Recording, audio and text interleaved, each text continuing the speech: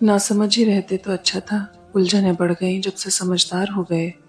कहने को जिंदगी बहुत मुख्तसर थी, लेकिन कुछ यूं बसर हुई कि खुदा याद आ गया। लोग तुम्हारी दो ही चीजें उठाएंगे, फायदा और जनाजा। अल्लाह के फैसले आवाज नहीं करते, मगर जब असर दिखाते हैं तो बड़े बड़ों के गुरूर जमीन चूम लेते हैं।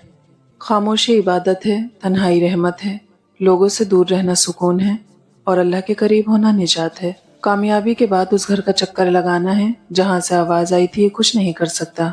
ये शिकायत नहीं, तजुर्बा है। कद्र करने वालों की कोई कद्र नहीं करता। तकलीफ उनको भी होती है जो खामोश रहते हैं। कोई चाहे कितना ही खूबसूरत क्यों ना हो, अगर वो मुखलिस नहीं तो फकत कचरा है। हद से ज्यादा कॉम्प्रोमाइज जिंदगी की दिलकशी छीन लेता है। खूबसूरत तरीन लोग वो हैं जो दूसरों के लिए ऐसे ही खैर पसंद करते हैं जैसा अपने लिए करते हैं। कुर्बानियां वहां दीजिए जहां उनकी जरूरत हो। दिन के वक्त दिया जलाने से दिया ही खत्म होगा, अंधेरा नहीं।